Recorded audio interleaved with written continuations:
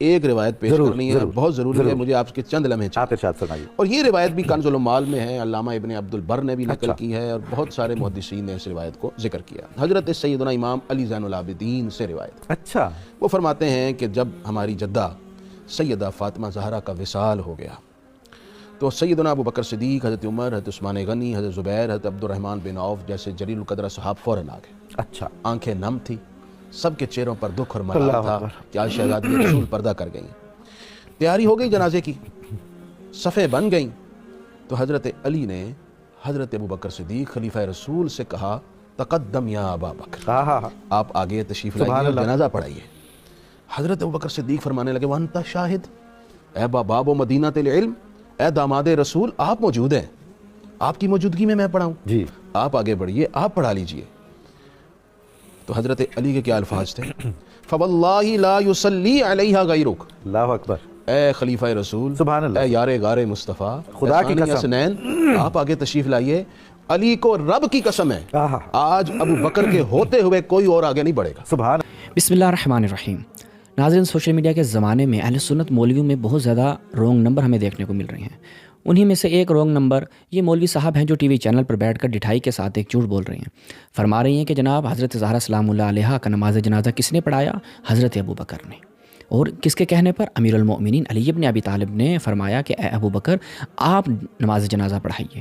اور یہ ایک ایسا جھوٹ ہے، ویسے تو یہ مولوی اپنے مدرسوں میں بخاری کا ختم بھی دیتے ہیں، ختم میں بخاری کے ان کے ہاں محفلیں ہوتی ہیں، لیکن اس معاملے میں آ کر یہ بخاری پڑھنا بھول جاتے ہیں اور ضعیف اور من گھڑت روایات بیان کر کر کیا کرتے ہیں؟ شیخین کو بچانے کی کوشش کرتے ہیں، چونکہ یہ لوگ جانتے ہیں اگر بخاری مسلم سے یہ حقیقت بیان کر دیں گے لوگوں کو پتہ چل جائے گا۔ بعض امیر اہل سنت پوچھیں گے کہ کیا ہوا کہ رسول کی ایک بیٹی جو اس دنیا سے رخصت ہوئی تو حضرت ابو بکر اور عمر نماز جنازہ سے غائب تھے۔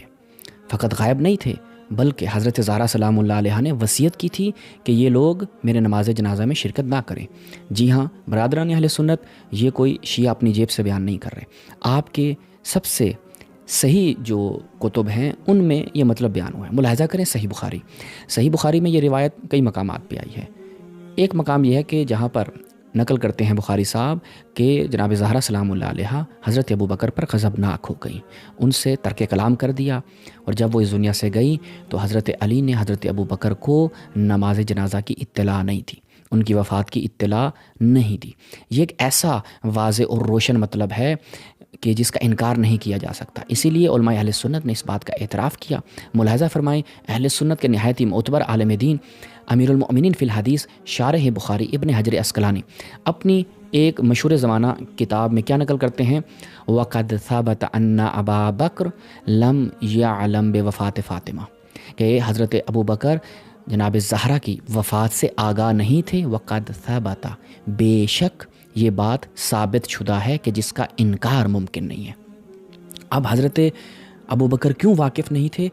ایک اور حقیقت سے پردہ اٹھاتے ہیں بخاری صاحب کے استاد، یعنی آپ کے نزدیک جو قرآن مجید کے بعد صحیح کتاب ہے صحیح بخاری، ان بخاری صاحب کے جو استاد ہیں وہ اس سے پردہ ہٹاتے ہیں کہ کیوں حضرت ابو بکر کو معلوم نہ تھا۔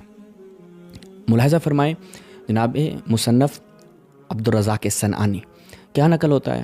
اب لکھتے ہیں کہ حضرت زہرا سلام اللہ علیہا نے وصیت کی تھی کہ ان افراد کو یعنی حضرت ابو بکر اور عمر کو اطلاع نہ دی جائے اور یہ میرے نماز جنازہ میں شرکت نہ کریں۔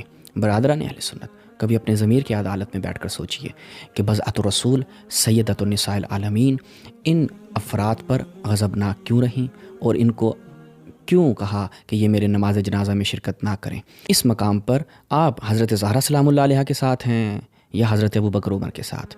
فیصلہ آپ نے کرنا ہے۔